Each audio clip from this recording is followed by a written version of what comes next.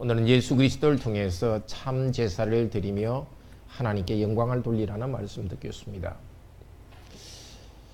첫째로는 예수 그리스도를 통해서 참 제사를 드리라 9절에서 10절에서 말씀하십니다. 여러 가지 교훈들에게 흔들리지 말며, 그 당시 여러 가지 교훈이 흔들리는데 그 중에 하나가 식물, 음식 제도를, 구약의 율법 음식 제도를 잘 지켜야 된다. 그런 잘못된 교훈이 있었습니다. 구약의 음식 제도, 제사 제도는 예수 그리스도에서 다 성취되었습니다. 그런 것을 잘 지킨다고 해가지고 구원의 은혜가 있는 것이 아닙니다. 어떻게 우리 마음은 굳세게 한다고요? 은혜로서 굳세게 함이 아름답느니라. 구약의 제사 제도를, 제사를 드리게 했을 때도 마찬가지입니다. 제사 그것에 힘이 있는 것이 아니라 믿음으로 의지할 때 은혜로 강하게 했습니다.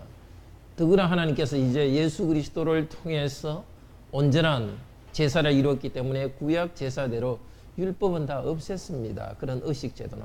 그랬는데도 그런 의식을 그대로 지켜야 하나님이 기뻐하신다고 주장하는 헛된 생각이 있었습니다. 우리에게는 그런 게 어떤 것이 있을까요? 겉으로 보이는 의식들, 복음의 본질적인 것이 아닌데도 그런 관습들을 그냥 잘 지키면 되는 것으로 그렇게 보는 것이 있을 수 있습니다. 예를 들면 술 먹지 않고 담배 안 피는 거 참 좋은 관습입니다. 그런데 어떤 사람들은 술 먹지 않고 담배만 피지 않으면 마치 은혜가 있는 것처럼 그 겉으로 드러난 그것만 잡고 있습니다. 그거 어기면 엄청나게 교회에서 뭐라 하는데 사실은 마음속에 탐심이나 거짓, 탈세하고 이런 것은 가볍게 여기는 그런 의식주의, 그런 의식을 붙잡고 몇 가지 그 겉으로 드러난 것만 행하면 잘 된다는 것은 율법주의적인 자기 공로입니다. 오직 하나님의 은혜로서 우리의 마음은 굳세게 될 수 있습니다. 은혜가 무엇입니까? 은혜는 바로 예수 그리스도이십니다. 자, 10절부터 있는 14절, 9절부터 있는 이 제사에 관한 말씀은 아주 우리에게 큰 교훈을 주는 말씀입니다. 우선 구약의 제사 제도와 또 예수님의 제사, 그리고 우리의 삶의 헌신, 세 가지를 지금 같이 비교해서 영적으로 하나 되게 연결시키고 있습니다. 10절에서 우리에게 제단이 있는데 무슨 제단이냐 하면은 이것은 레위기 16장에 나오는 1년에 한 번 하는 속죄일에 대한 속죄 제사를 이야기합니다. 그 속죄 제사의 그 제물은 아무도 먹지 않습니다. 그 피는 대제사장이 지성소에 들여가서 지성소 위에 뿌립니다. 그리고 그 짐승의 몸은 영문이란 성도들이 천막 치고 있는 성문 바깥에서 불태워버립니다. 1년에 한 번씩 속죄 제사를 드리는 속죄일 제사입니다. 평소에도 필요할 때는 속죄 제사를 드리지만 1년에 한 번씩은 꼭 속죄 제사를 드렸습니다. 제사장이 그 하나님의 영광이 있는 그 법궤 위에 들어가는 그 날은 1년에 딱 한 번 속죄일에 들어갑니다. 그 레위기 16장 한번 봅시다. 그 구약의 성도들의 그 제사, 그것은 예수님을 나타내었습니다.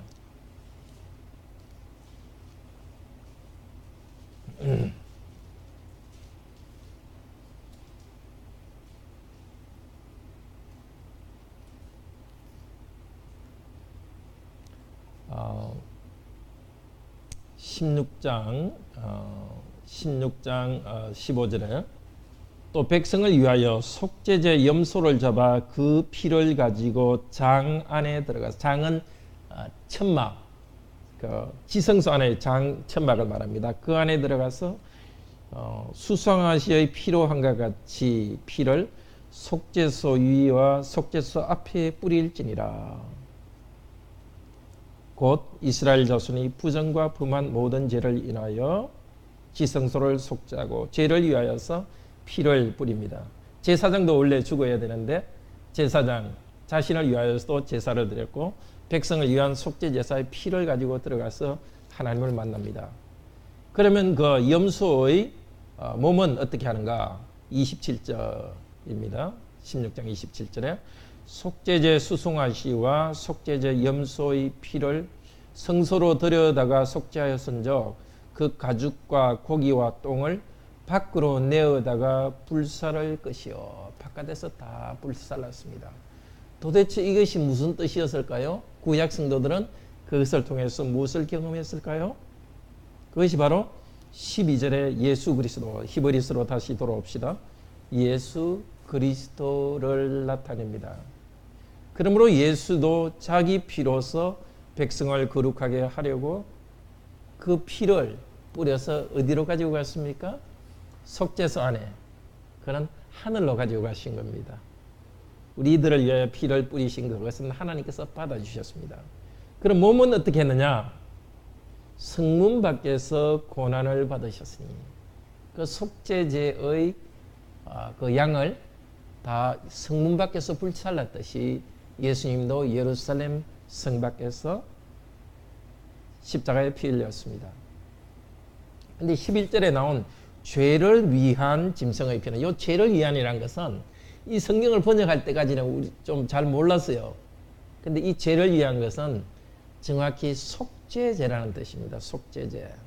그러니까 속죄제 짐승을 죄를 위한, 이렇게 구약 우리 신약 성경 여러 군데 그렇게 로마서 8장 1절에서 4절에도 죄를 위한 이렇게 되어 있는데 사실은 그건 속죄제입니다. 그러니까 속죄제 짐승의 피는 그 짐승의 피와 몸이 힘이 있는 것이 아니라 오실 예수 그리스도께서 당신의 몸을 십자가에서 피 흘리셔서 하나님의 저주를 받으셔서 그 몸이 썩으시고 그 피를 통해서 하나님께서 우리를 거룩하게 하셨습니다. 그리스도의 십자가의 속죄제의 제사, 그 은혜를 구약 성도들은 1년에 한 번 그 속죄제 제사를 드리는 걸 통해서 영적으로 체험했습니다. 어렴풋했지만은 하나님께서 누구 다른, 자기 아닌 다른 양을 갖다가 죽이고 백성들이 하나님의 심판을 받지 않고 오히려 제사장이 하나님 앞에 가서 배울 수 있는 이 경험, 그것을 통해서 속죄의 은혜를 구약 성도들은 경험했습니다. 근데 우리는 너무나 분명히 잘 알고 있습니다. 바로 예수님께서 성문 밖에서 자기 몸을 불태우듯이 성문 밖에서 찢으셔서 피 흘리셨고, 하나님께서는 그리스도의 피를 받으셔서 믿는 우리의 죄를 용서하셨습니다. 자, 이것이 그리스도의 제사입니다. 그럼 그리스도의 제사의 결과로 우리는 어떻게 해야 되겠는가? 14절이 아니라 13절부터 16절까지 우리가 드릴 제사 세 가지를 이야기합니다. 자, 예수님께서 그 몸을 성문 밖에서 십자가에 못 박혔듯이 우리는 어떻게 하자고요? 우리도 그 능력을 지고, 그라는 것은 예수 그리스도의 능력입니다. 그분의 능력을 지고, 우리도 예수 그리스도의 능력이 뭡니까? 모욕받는 것. 모욕받는 걸 지고 성문 밖으로 그에게 나아가자. 예수님을 어디서 만난다고요? 어떻게 해서 우리가 예수님께 나아간다고요? 우리도 예수님의 모욕과 수치를 지고서 성문 밖으로 나갈 때 거기서 예수님을 만납니다. 이 성문 밖이라 뭐냐 하면 14절에 우리가 여기는 영구한 도성이 없고 오직 장차 올 것을 찾나니, 바로 우리가 사는 이 세상을 성문 밖으로 비유합니다. 왜냐하면 영원한 도성, 그 성은 하늘에 있는 도성이고 지금 우리가 살고 있는 것은 성문 밖입니다. 이 세상을 사는 우리들이 드려야 될 첫 번째 제사는 예수님 때문에 모욕받고 수치와 능욕을 당하는 것입니다. 우리가 무슨 고통을 좋아하는 어떤 정신적으로 이상해서 그런 사람이 그런 것이 아닙니다. 하나님의 거룩함을 가지고 세상을 살아갈 때는 거룩하지 않은 세상과는 반드시 갈등이 생기고 모욕을 당하는 겁니다. 우리가 세상과 똑같아진다면 편하겠죠. 그렇지만 욕심과 불법을 가지고 살아가는 세상 가운데서 거룩한 백성으로 살아갈 때는 갈등이 있는 것이고 모욕을 당하는 것입니다. 단순한 고난이 아니라 능력, 침뱉음을 당하고 모욕당하고 욕먹고. 첫 번째 드릴 제사가 뭐라고요? 예수님을 위해서 욕먹으며 사는 겁니다. 우리 그리스도인의 양심이 깨끗하기 때문에 누가 우리한테 욕을 하거나 비난하면은 자꾸 움츠러듭니다. 그런데 우리가 욕먹어도 끄떡하지 않고 그냥 우리 갈 길을 걸어가는 것. 하나님이 기뻐하시는 제사입니다.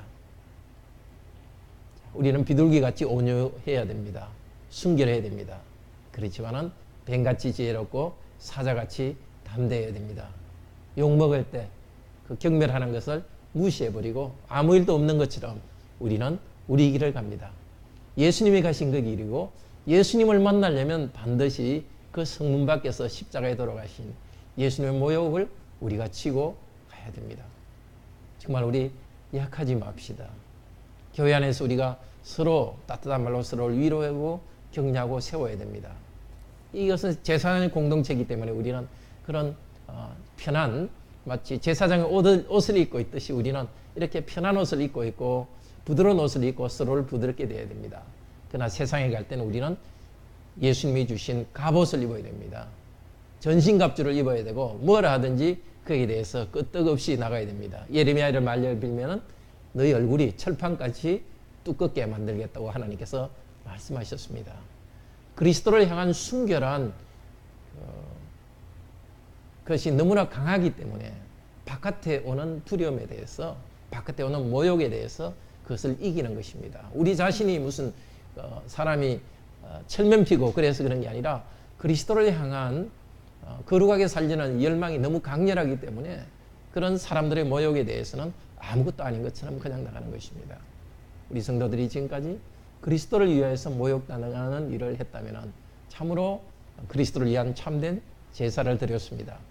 이 땅에 사는 날 동안은 지금까지도 당하셨지만 앞으로도 계속 있을 것을 기억합시다. 아니 우리 믿음이 더 성장한다면 주님께서는 더 중요한 일을 맡길 것입니다. 더 중요한 전투로 우리를 불러주실 것입니다. 더 많은 욕을 먹고 더 많은 싸움을 하면서 하나님 나라를 세우도록 하실 것입니다. 지금까지 내가 그리스도 때문에 욕먹고 고생했으니까 앞으로는 괜찮겠지. 그렇지 않습니다. 우리는 이 세상을 떠날 때 그때야 군대에서 제대하는 사람처럼 이 모든 직무의 짐을 벗습니다. 그날까지는 성문 밖 하나님 나라 바깥 여기서는 계속해서 그리스도의 모욕을 지고 나아갑시다. 거룩을 향해 나아가는 것은 그리스도의 모욕을 지고 나가는 것입니다. 두 번째 제사는 무엇입니까? 15절에 예수로 말미암아 항상 찬미의 제사를 하나님께 드리자. 이는 그 이름을 증거하는 입술의 열매니라. 구약의 레위인들이 찬양을 드렸습니다. 제사장들이 피를 뿌리고 들어갈 때 레위인들이 찬양을 드렸습니다. 지금 우리는 우리 죄를 위하여서 스스로 속죄하는 그런 공덕을 세울 수는 없습니다. 그렇지만 예수 그리스도의 은혜로 죄 용서받은 우리들은 하나님이 기뻐하시는 제사를 드리는 제사장으로 부르심 받았습니다. 바로 하나님을 찬송하는 것인데 언제만 찬송하자고요?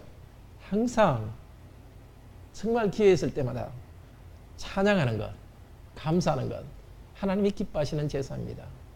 감사 찬양은 무슨 우리 생각에 좋은 일 있을 때만 하는 게 아닙니다. 구약 제사장은 번제를 아침 저녁으로 매일 드렸습니다. 비가 오나 눈이 오나 계속 드렸습니다. 우리도 마찬가지입니다. 계속해서 하나님께 감사해야 됩니다. 항상 기뻐하고 쉬지 말고 기도하라. 범사에 감사하라. 그건 우리가 하나님의 거룩한 제사장이기 때문입니다. 하나님 우리의 감사 찬양을 기쁘게 받으십니다. 그건 항상 기쁜 것은 아닙니다. 그렇기 때문에 예수로 말미암아 통하여서 예수 그리스도를 통하여서 감사 제사를 드리는 겁니다. 특히 성경에서 예수라는 것은 고난받는 분을 말합니다. 그리스도는 부활 영광을 이야기한다면 예수님은 이 성문 밖에서 고난받으신 예수 그리스도를 말합니다. 이 땅에서는 계속 고난이 있습니다.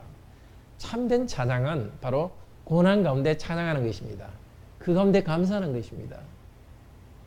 사도행전 5장에는 사도들이 예수님 때문에 매를 맞고 나오면서 예수 그리스도 이름을 위하여 능력받는 일에 합당한 자로 여기심을 감사하면서 나왔습니다. 아무나 예수님 때문에 고난받는 그런 특권을 주지 않으시는데 나에게는 예수님 때문에 욕먹는 고생하는 일을 주셨으니까 그 때문에 감사합니다. 일이 잘 돼서가 아니라 일이 안 돼 보이고, 사실 일이 안 되는 것은 다른 말로 하면은 영적 전투 중에 있는 것입니다. 악한 세력과 싸우는 것이고 하나님 나라 바깥에와 싸우는 것이기 때문에 그 싸우는 순간에 감사해야 됩니다. 그 전투를 통해서 하나님 나라가 확장되기 때문입니다. 자, 우리 항상 감사드리도록 합시다. 정말 우리의 감사가 너무 좀 적습니다. 찬양은 또 너무 적습니다. 일 잘 될 때만 praise the Lord, 하나님을 찬양하라, 감사합니다. 기도 제목 때도 뭐 일 잘 될 때만 감사합니다. 한 번씩 그러는 거죠. 그게 아니라 우리 삶의 자세가 항상 제사장으로서 감사가 항상 흘러야 됩니다. 입으로 감사를 말하지 않는 그 순간에도 마음속에 항상 감사. 이 고난을 통해서 그리스도의 거룩한 일에 참여한 것에 대해서 항상 감사하도록 합시다. 감사 찬양하도록 합시다. 하나님께 감사 찬양하도록 합시다. 우리가 미숙하더라도 하나님께서는 기쁘시게 받으십니다. 세 번째 제사가 무엇입니까? 선을 행하는 것, 서로 나누는 것. 성도와 함께 나누는 것입니다. 하나님을 향하여 찬양하는 것도 하나님이 제사로 받으시지만은 성도들이 함께 나누는 것도 기쁘게 받으십니다. 나눠주고 선을 행한다는 것은 꼭 구제 헌금하는 것만 말하는 것이 아닙니다. 가장 가까이 있는 우리 가족들, 가장 가까운 사람들에게 항상 선을 행하는 자세로서, 때로는 원수같이 느껴질 때가 있습니다. 사랑하는 가족이 원수같이 느껴질 때도 있고 친구가 그렇게 느껴질 때도 있습니다. 항상 선을 행하고 나눠주도록 합시다. 정말 가족이 원수까지 느껴진다면 원수를 사랑하라는 하나님 말씀을 기억합시다. 예수 그리스도의 말씀을 기억합시다. 나눠줍시다. 물질을 나누는 것보다 사실 더 중요한 게 마음을 나눠주고 자신이 깨어지면서 나눠주는 것입니다. 하나님이 기쁘시게 받으십니다. 나는 소모되죠. 피 흘리는 것처럼 힘들죠. 그렇지만은 그 피를 받으신, 그리스도의 피를 받으신 하나님께서는 내가 좀 출혈하듯이 피 보듯이 정신적으로 힘들고 고통스러우면서, 그렇지만 그 가운데서도 사랑하고 나누는 것을 기쁘게 받으십니다. 구체적으로 또 물질도 나누도록 합시다. 나누려면은 부지런해야 됩니다. 부지런히 해서 내 일을 잘해야 다른 사람들 위해서 시간 낼 수가 있습니다. 힘든 성도를 위해서 전화 한 통하고 격려해 주려 하더라도 내가 할 일을 효과적으로 빨리 부지런히 해야 됩니다.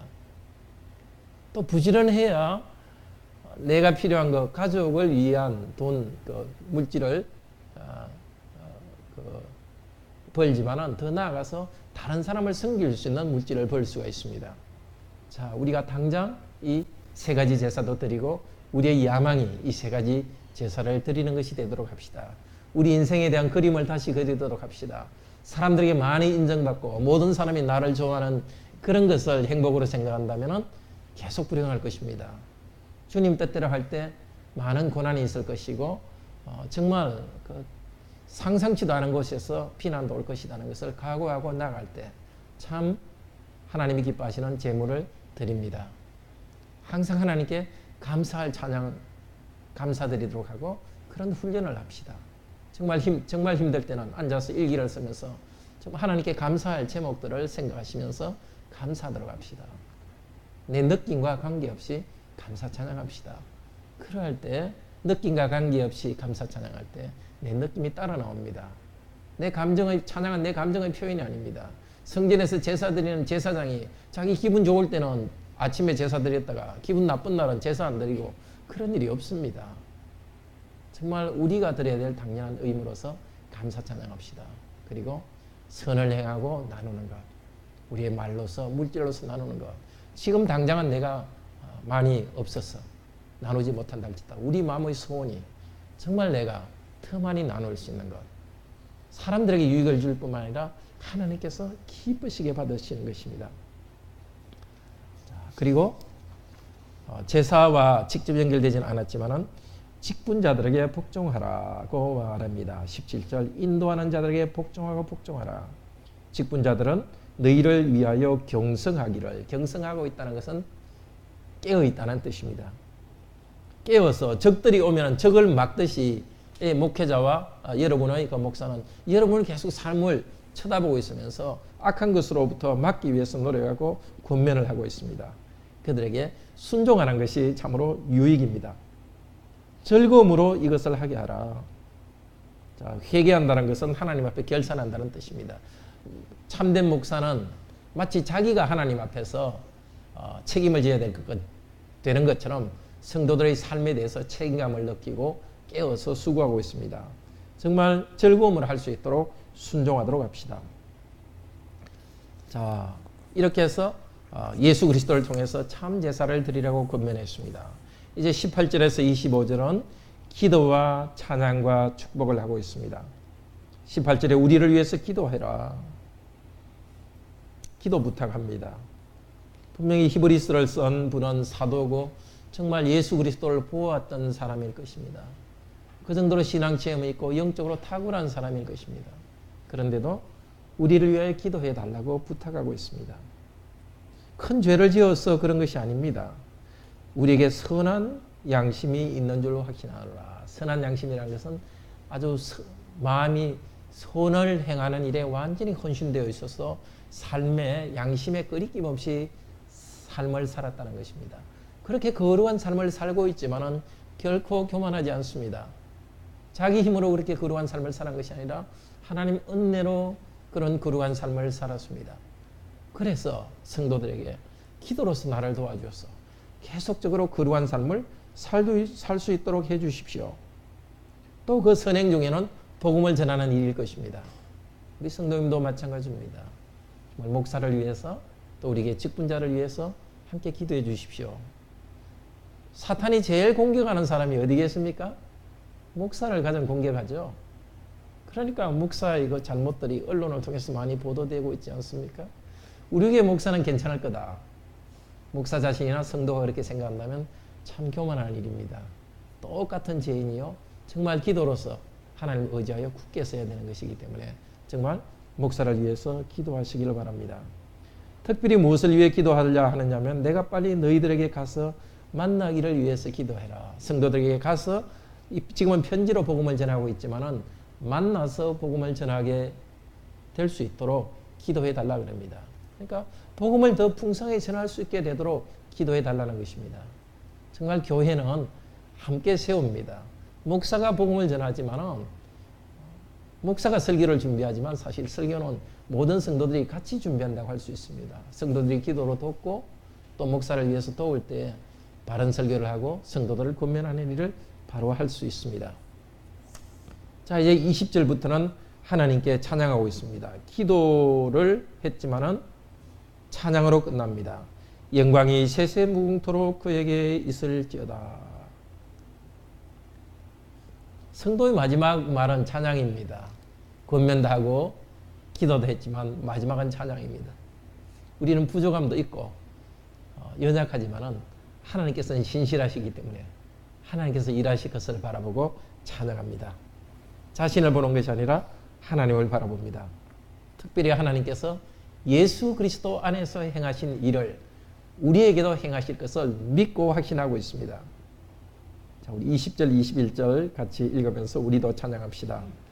양의 큰 목자이신 우리 주 예수를 영원하신 언약의 피로 죽은 자 가운데서 이끌어내신 평강의 하나님이 모든 선한 일에 너희를 온전케 하사 자기 뜻을 행하게 하시고 그 앞에 즐거운 것을 예수 그리스도로 말미암아 우리 속에 이루시기를 원하노라. 영광이 그에게 세세무궁토록 있을지어다. 아멘. 하나님이 어떻게 하기를 기도하면서 간구합니까? 평강의 하나님께서 너희들에게 하나님 뜻을 행하게 해주시기를. 어떻게 이를 확신할 수 있습니까? 기도하면서 확신해야 되지 않습니까? 확신의 근거는 예수 그리스도입니다. 양의 큰 목자이신 예수 그리스도를 언약의 피로 죽은 자 가운데서 이끌어내신 평강의 하나님.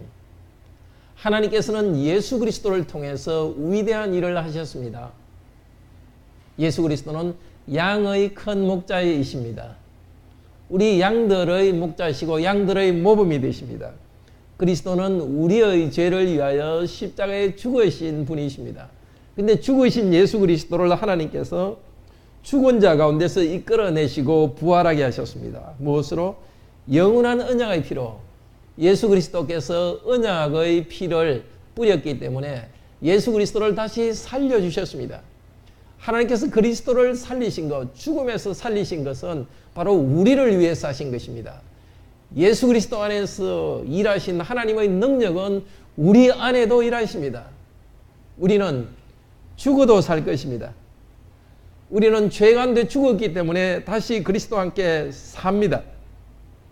평강의 하나님이십니다. 평강의 하나님은 평화를 이루는 하나님이십니다.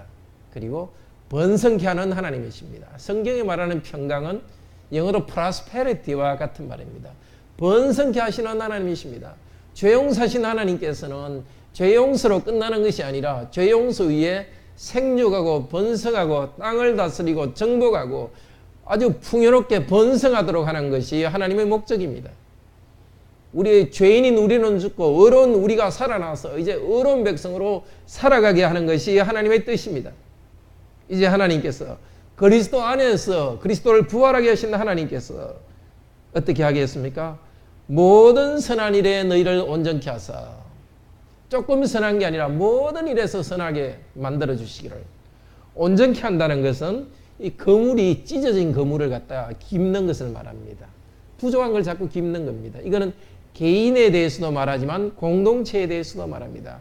우리 각자가 죄악된 것이 없어지고 앞에서 말한 그 선한 것, 하나님을 찬양하고 정말 사람들을 향해서 유익을 주는 이 선한 일에서 온전하게 만들어 주실 것입니다.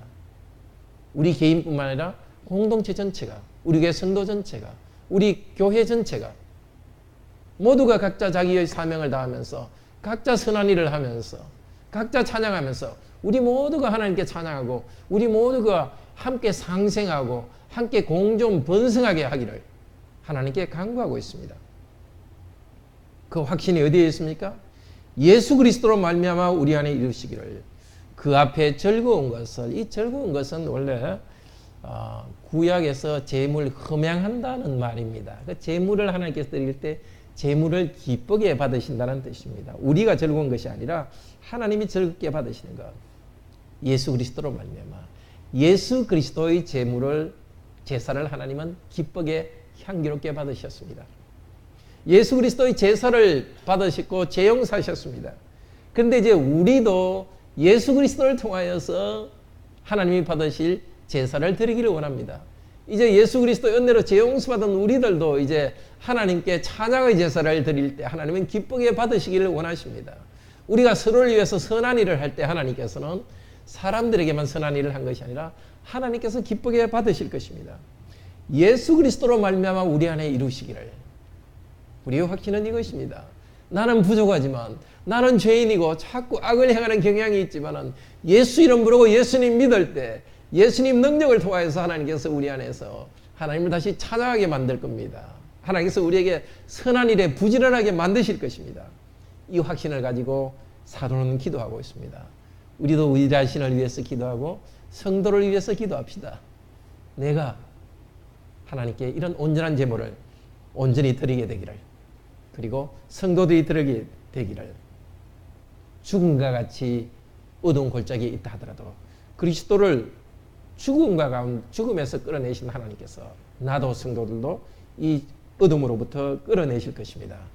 어둠에서 끌어내고 치유만 하는 것이 아니라 더 번성하도록 하나님께서 우리를 인도하실 것입니다. 이 기도를 하고서 영광이 그에게 세세무궁토록 있을지어다. 확신입니다. 영광스러운 하나님께서 이 일을 이루실 줄을 확신합니다. 우리가 하나님께 제사를 드림으로써 이 신령한 제사를 찬양과 서로 나눠주는 이 제사를 드림으로써 하나님께서 영광을 받으실 것입니다. 그리고 이 기도를 하면서 하나님을 찬양하고 있습니다. 하나님께서 반드시 할 줄을 확신하고 있기 때문에 이 일을 하실 하나님을 찬양합니다. 참으로 하나님을 찬양하는 것이 우리의 힘입니다. 우리의 어려운 문제를 두고 하나님께 간구하고 발버둥칩니다. 그러나 그때 우리는 우리 자신의 힘만 의지하지 않습니다. 우리 안에 일하시는 하나님을 영광을 바라보고 찬양할 때 우리는 새로운 힘이 넘칩니다. 우리 힘으로 하지 않고 예수 그리스도의 이름을 부르면서 그리스도와 연합하여서 이 일이 이루어진다는 것을 믿을 때 그리스도의 능력으로 우리가 이 선한 일을 할 수 있습니다. 바로 고난 가운데서도, 그리스도의 죽음과 같은 고난 가운데서도 우리는 모욕의 그런 모욕 가운데서 싫어하는 것이 아니라 이 모욕과 수치도 하나님께서 받으시는 재물이라고 기쁘게 고난을 지고 걸어갑니다. 고난과 수고를 통해서 하나님께 찬양하고 고난과 수고를 통해서 우리는 선을 행할 수 있습니다. 마지막 22절에서 25절까지는 성도들 피차에 축복의 인사를 하라고 이야기하고 사도가 성령님의 축복을 전달합니다. 디모데가 놓였던 그 기쁜 소식을 이야기하고 또 나도 디모데와 함께 같이 너희들에게 갈 것이다 확신하고 있습니다. 그리고 24절에는 너희를 인도하는 자와 및 모든 성도에게 문안하라. 이탈리아에서 온 자들도 너희를 문안하느니라. 이 편지를 쓰고 있는, 어디서 쓰는지 모르지만 아마 이탈리아에서 온 성도들도 이 히브리서 편지를 받는 성도들에게 문안을 하면서 서로 문안하다. 근데 특별히 너희를 인도하는 자에게 문안하라는 말을 강조하고 있습니다. 바로 앞쪽에서 인도하는 자, 목사에게 순종하라는 말을 했는데 그것을 한 번 더 강조하기 위해서 특별히 평화의 인사로 문안하라고 말하고 있습니다. 그리고 마지막으로 은혜가 너희 모든 사람에게 있을지어다 하고 하나님의 은혜를 선포합니다. 은혜와 평강, 그것이 편지의 마지막입니다. 평강은 어디서 이야기했습니까? 20절에서 20절에서 이미 이야기했죠. 평강의 하나님. 하나님의 평강은 어디서 옵니까? 하나님의 은혜 때문에 옵니다. 우리의 노력 때문이 아니라 하나님 은혜 때문에 옵니다. 우리는 자꾸 은혜 이야기를 들어야 됩니다. 은혜 이야기를 듣고 믿기를 바랍니다. 하나님 은혜 주시는 분임을 믿을 때 하나님께서는 이 평강을 우리에게 주십니다. 자, 오늘 말씀을 들었으니 우리 정말 하나님이 원하시는 이런 거룩한 제사장으로 불러주신 것을 참으로 감사합시다. 고난이 있을 때 불평하지 말고 하나님께서 나를 고난을 통해서 하나님의 섬기도록 제사장으로 불러주셨다. 기쁨으로 고난의 길을 걸어갑시다. 바로 고난 가운데서 우리는 하나님을 찬양합니다. 고난과 수고를 통해서 우리는 다른 사람에게 유익을 주는 그런 선한 일을 할 수 있습니다. 우리의 능력이 아니라 주님의 의지할 때에 이 일이 가능합니다. 예수 그리스도를 통해서 그리스도의 이름을 부르면서 믿음으로 행합시다. 이 모든 일을 행하시는 하나님께 영광이 세세무궁토록 있을지어다. 하나님을 찬양하면서 이 선한 제사장으로서 성장하기를 바랍니다. 다 같이 하나님께 찬양 드립시다.